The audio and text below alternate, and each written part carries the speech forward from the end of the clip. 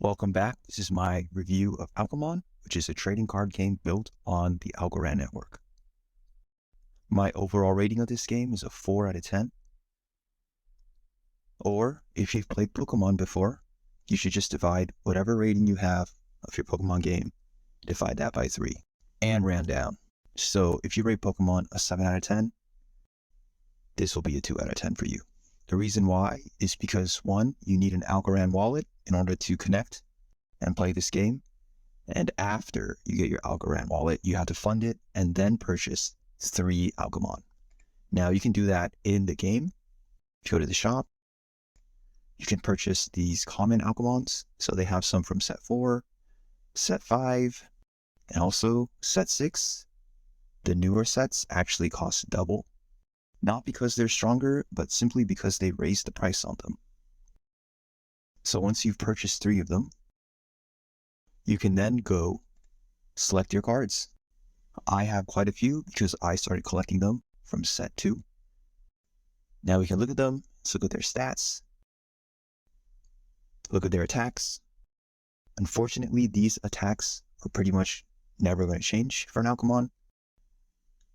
You can, though, go to the shop and buy Alch abilities to equip onto your Alchemon.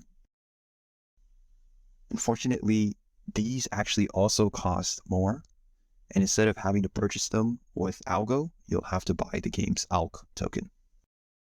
And on top of that, the element that the Alch ability corresponds to has to match the one that goes onto your Alchemon.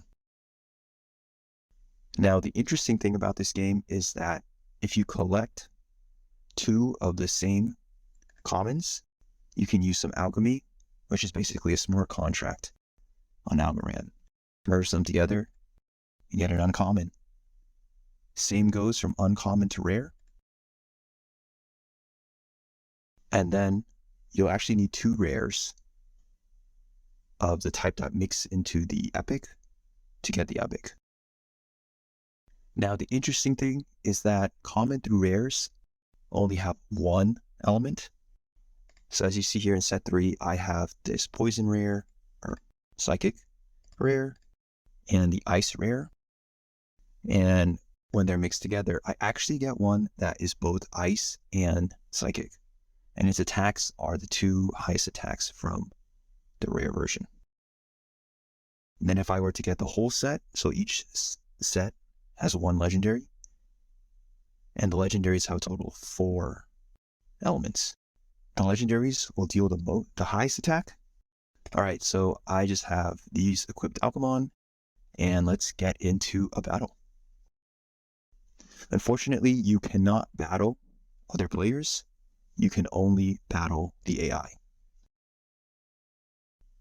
And if you're familiar with Pokemon, there is a type advantage. So this is the type tree. It is different than Pokemon, so it'll take some memorization. The reds, super potent. The yellow arrows are potent. Now, the interesting thing is, as you can see, with the commons and rares, they only have 1 element. So that means really only 1 element is super potent to it, and another one is potent. The unfortunate part is if you have a legendary, well, all legendaries have 4 elements, so it means they're actually more vulnerable to attacks, which is actually quite interesting. So I am going to use a Granite Grip. So with legendaries, each of their attacks takes 4 stamina. And each Alchemon only starts off with 5 stamina. Each turn, they get 1 stamina back. And as you can see too, this game has a decent amount of bugs. So let me see if I can still actually play this. Yeah, I can. Yeah, this game is definitely still buggy. Alright, as you go down from legendaries, the uncommons have attacks that take up less stamina, but unfortunately are for 1 element only. So let's see how yeah, super potent attack. Now, did you see that? That was empowered. So every time an Alchemon does his element move, there is a small percent chance that he triggers either a debuff on the enemy or a buff on himself. So my Monkeymon, he got empowered here. His attack power is increased by 20% for 1 to 3 turns. Not too bad. So let's just continue with those leg sweeps. Now, if you're wondering how the attack order is determined, each Alchemon has a speed stat on it, and the one that you've chosen to attack, the one that's highest, will go first. So if the enemy, for example, I chose Slugger, his speed is 123. If the enemy had a higher speed Alchemon and he chose to attack in the same turn as Slugger, his Alchemon will go first. Now, the poor part of the experience that I've had is that leveling up Alchemon is going to take you a very, very long time. As you can see here, all my Alchemon got about 1,000 experience. With Archie-Cut, that 1,000 experience brings him really close to level 16, so it filled up his bar almost all the way. Fortunately, if you look at Slugger, who's 20 levels above him, 1,000 experience is only about 1/8 of the way. And then with legendaries, that's maybe 1% of the way. So basically, I would have to do about 100 battles to get to the next level. That's going to take a lot of time, and I do not think the payoff is worth it. The cool part, though, is that if you win battles, you are entered into a weekly Discord raffle, and if you get chosen, you'll get a free Alchemon.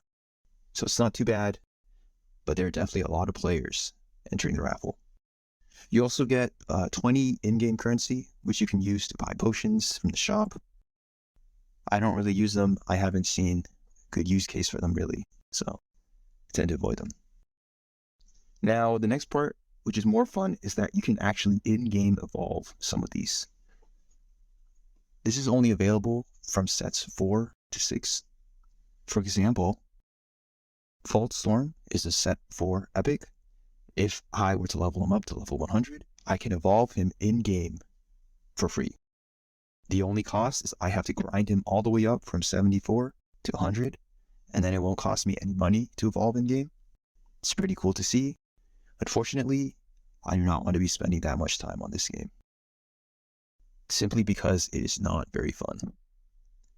I've done it for the commons, so for commons it's pretty fun to do, simply because you just go from level 1 to 15. Overall, that maybe takes about 20 battles, and that's a rewarding experience to see. Check out those in-game evolution videos I have on my YouTube channel. Alright, so once again, 4 out of 10. I would say keep this game on your radar. If it blows up, you can flip these NFTs for a lot more. But overall, unless the experience gets better, where you can fight other players or make wager bets, it's not going to be very fun fighting the AI all day long. All right, stay safe out there.